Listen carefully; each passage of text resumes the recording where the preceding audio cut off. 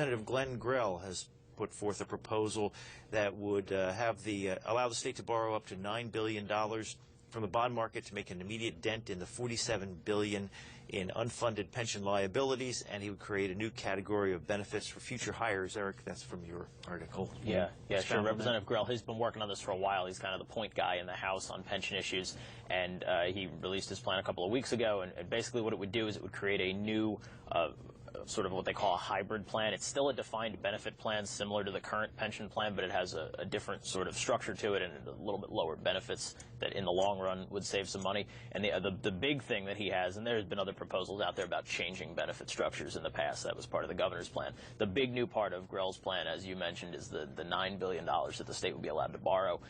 There's a lot of legitimate debate in sort of the pension investment world on whether these sort of pension obligation bonds, which is what they're called, whether they're a good thing or not. It does help to immediately pay down a big chunk of that, or at least about a quarter of that unfunded liability that's coming due in the next few years, and that's the incentive for lawmakers to do something like that, because then it gives them a little bit more freedom on the budget. But there's concerns about credit rating, what that would do to the state's credit rating, borrowing that much money, and there's plenty of examples. Philadelphia did a large pension obligation bond back in the 90s, and then immediately reneged on paying their pension obligations, and then you had bonded debt, and then they rose their pension unfunded liability even higher than it had been before. So these things have a history of backfiring.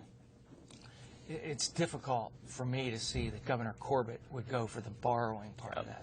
I just don't see it. We could probably spend hours talking just about this, but is the unfunded pension liability a real thing, or is it really just a number that if everybody cashed out right now, that's how much state? That's what it is, but it is what the state will owe to all the current and currently living retired workers between now and when the last currently living worker dies, which is projected to be 50-some years in the future. So it's a $47 billion liability over a long period of time. The problem is that in the next 10 years or so, a big chunk of that $47 billion is due. And so that's why the state is paying more than $2 billion into the pension system this year. It's going to go up to about 2.5, I think, next year, and it just keeps increasing for about 5 years before that number begins to come back down. Oh, before I forget, can you are with PA Independent. Can you explain what that is? Yeah, sure. PA Independent is owned by the Franklin Center for Government and Public Integrity. We're a national nonprofit. We run state-level journalism outfits in Pennsylvania and about 24 other states, and we report primarily a lot of pension issues, spending issues, budgetary issues, things like that. But state government. If people want to read it, sure. PAindependent.com and Watchdog.org is the national site. And Tony.